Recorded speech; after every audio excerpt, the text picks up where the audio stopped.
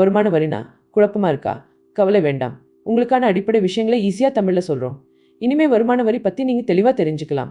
சரி, இப்போ பார்த்ததுல வரினா என்னன்னு தெரிஞ்சிருக்கும். ஆனால் ஏன் வரி போடுறாங்க? அதுதான் இன்னைக்கு நாம பார்க்க போகிறோம். வரிங்கிறது ரொம்ப முக்கியமான விஷயம். நம்ம நாடு எங்கணும்னா பணம் வேணுமில்ல, அந்த பணம் இங்கிருந்து வரும். வரி தான் அதற்கான பதில். நம்ம அரசாங்கம் நிறைய விஷயங்கள் செய்வாங்க. சாலைகள் போடுவாங்க, பள்ளிகள் கட்டுவாங்க, மருத்துவமனைகள் உருவாக்குவாங்க. இதெல்லாம் எப்படி நடக்கும்? வரி மூலமாக தான்.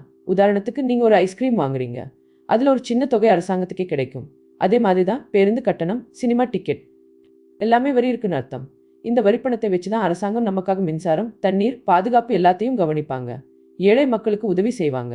நாடு நல்லா இருக்கணும்னா வரி முக்கியம். இதை பற்றி இன்னும் நிறைய தெரிஞ்சுக்கலாம் வாங்க. சரி, இதோ பாருங்க, முந்தினதுல வருமானம் பற்றி பார்த்தோம். இப்போ அந்த வருமானத்தில் வரி எப்படி போடுன்னு பார்க்கலாம். யாருக்கு வரி? அப்படின்னா எல்லாருக்கும் இல்லை. உங்ககிட்ட ஒரு குறிப்பிட்ட அளவு பணம் இருந்தால் மட்டும்தான் வரி கட்டணும். அதுதான் டாக்ஸபிள் இன்கம்னு சொல்கிறாங்க. எடுத்துக்காட்டா, நீங்கள் ஒரு கடைக்காரர். உங்கள் கடையிலேருந்து ஒரு வருஷத்தில் நிறைய பணம் சம்பாதிச்சிங்க. அந்த பணத்துக்கு வரி கட்டணும். இல்லைன்னா நீங்கள் ஒரு டாக்டர், நோயாளி கிட்ட இருந்து நல்லா சம்பாதிச்சிங்க, அதுவும் வரிக்குட்படும். ஒருத்தர் படம் வரைஞ்சு விற்கிறார், அவருக்கும் வரி வரும். இப்போ எப்படி வரி போடுவாங்க? வருமானம் அதிகமாக இருந்தால் அதிக வரி, குறைவாக இருந்தால் குறைவான வரி. அது ஒரு லேடர் மாதிரி யோசிங்க. ஒவ்வொரு மாடியிலையும் ஒரு டாக்ஸ் ஸ்லாப் இருக்கும். உங்கள் வருமானம் எந்த மாடியில் விழணுமோ அதுக்கு ஏற்ற மாதிரி வரி கட்டணும். எவ்வளவுதான் கஷ்டப்பட்டு உழைச்சாலும் ஒரு லிமிட் தாண்டினா வரி வரும். ரொம்ப சுவாரஸ்யமாக இருக்குல்ல? அடுத்த வீடியோவில் இதோட டீடைல் பார்ப்போம். சரி, இப்போதைக்கு சந்தை எப்படி இருக்குன்னு பார்த்தோம்ல. அதோட அடுத்த கட்டம் என்ன தெரியுமா? உங்கள் முதலீடுகளை நல்லா பாதுகாக்கிறது. அதுக்கு ரொம்ப முக்கியமான விஷயம் படிவம் என்ன ஆவணம். அதாவது உங்கள் முதலீடுகள் சம்பந்தப்பட்ட எல்லா தாள்களையும் பத்திரமா வச்சுக்கிறது. அதில் ட்ரேடிங் ஸ்லிப் முதல் போர்ட்ஃபோலியோ அறிக்கை வரைக்கும் எல்லாமே அடங்கும். இது என்னோட சமையல் குறிப்பு மாதிரி. ஒருவேளை நீங்கள் இட்லி போடுறீங்கன்னு வைங்க, இட்லி மாவு ரெசிபி எழுதுனதா? அதுதான் இந்த ஆவணங்கள். நீங்கள் ஒரு பைக் வாங்கினீங்க, பில் வச்சியா? அதை போல அதில் என்ன எழுதிருக்கோ, விலை என்ன, எப்போ வாங்குனீங்கன்னு எல்லாமே இருக்கும். அரசாங்கத்துக்கு வருமான வரி கட்டும்போது இது ரொம்ப உதவும். ரிஸ்க் வராமல் காக்கிறதுக்கு இது ரொம்ப முக்கியம். ஆச்சரியமா இருக்கு இல்லையா? சரி, இப்போ பார்க்க போகிறோம் சேமிப்பு வழிகள் பற்றி. உங்கள் பணம் எப்படி வளரும்னு தெரிஞ்சுக்கலாம் வாங்க. நம்ம அரசாங்கம் சில திட்டங்கள் வச்சிருக்கு. அதில் நாம பணம் போட்டு சேமிச்சா வரி கட்ட தேவையில்லை. அதாவது பணம் மிச்சம். ஆச்சரியமா இருக்கே இல்லையா? இது சட்டப்பூர்வமான வரி சேமிப்பு கருவிகள்னு சொல்லுவாங்க. உதாரணத்துக்கு பாருங்க, உங்கள் அப்பா அம்மா பொப்புல போடுறீங்கன்னு வச்சுக்குவோம். அதில் கிடைக்கிற வட்டிக்கு வரி கிடையாது. அது மாதிரி ஏன் நழுவ கூட இருக்கு. இதெல்லாம் பங்கு சந்தையில் கொஞ்சம் முதலீடு செய்கிற மாதிரி. ஆனால் அரசு ஆதரவு இருக்கும். ஒருவேளை நீங்கள் இன்சூரன்ஸ் பாலிசி எடுத்தீங்கன்னா அதற்கும் வரி சலுகை உண்டு. அது உங்கள் பாதுகாப்புக்கும் உதவும், அதே நேரம் சேமிப்பும் ஆகும்.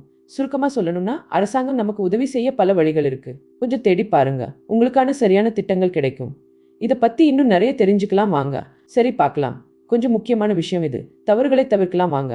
கடைசி நேர அவசரத்தில் ஃபைலிங் பண்ணாமல் திட்டமிட்டு செய்யணும். ஏன் தெரியுமா? சின்ன தவறு நடந்தாலும் பெரிய பிரச்சனைக்கு வழிவகுக்கும்.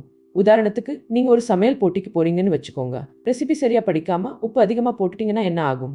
எல்லாரும் கசக்க ஆரம்பிச்சிடுவாங்க. இல்லை, நீங்கள் ஒரு பரீட்சைக்கு எழுத போறீங்க.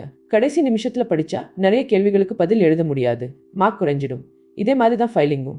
வரி ஃபைலிங் செய்யும்போது கவனக்குறைவாக ஏதாவது விட்டுட்டா பெனல்ட்டி, இன்வெஸ்ட்மெண்ட்டில் ஏதாவது தப்பு பண்ணா நஷ்டம். எந்த வேலையும் அவசரப்படாமல் நிதானமாக ஆரம்பிங்க. எல்லாரும் ரொம்ப ஜாக்கிரதையாக இருங்க. கடைசி நேரத்தில் ஓடாமல் அமைதியாக வென்று காட்டுங்க. இது ரொம்ப முக்கியம். சரி, நம்ம அடுத்த டாபிக் போகிறோம். இன்னைக்கு நாம சரியா சேஜ் பற்றி பேச போகிறோம். இது ரொம்ப சிம்பிளான விஷயம் போல தெரியும் இல்லையா? ஆனால் இதில் தான் எல்லாமே இருக்குது. எந்த வேலையும் சரியாக செய்யணும்னா என்ன பண்ணணும்? முதல்ல எல்லாத்தையும் நேர்மையாக ரெக்கார்ட் பண்ணுங்க.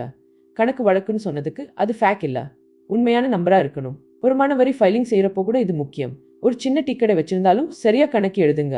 வீட்டில் அம்மா சமைக்கும் போது எப்படி எல்லா பொருளையும் சரியாக அளந்து செய்வாங்க, அதே மாதிரி தான் இதுவும்.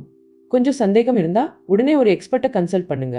உங்கள் அப்பாவுக்கு தெரியாதுன்னா, ஃப்ரெண்டுக்கு தெரியாதுன்னா ஒரு அக்கௌண்டண்ட்டை பாருங்க. நம்ம எல்லாரும் சேர்ந்து நாம முன்னாடி போகிறதுக்கு இது ரொம்ப முக்கியம். சின்ன சின்ன விஷயங்கள் இருக்கு பெரிய வெற்றி. நல்லா யோசிச்சு பாருங்க. அடுத்த எபிசோட்ல இன்னும் சுவாரஸ்யமான விஷயம் இருக்கு, கேளுங்க. வருமான வரி பற்றி தெளிவாக தெரிஞ்சுக்கணுமா? இதோட வீடியோவில் எல்லாமே இருக்கு. பார்த்துட்டீங்க, ரொம்ப சந்தோஷம். இப்பமையா பொயினிடோக் சேனலுக்கு சப்ஸ்கிரைப் பண்ணி நிதி சம்பந்தமான விஷயங்கள் பற்றியும் தெரிஞ்சுக்கோங்க. நன்றி. 15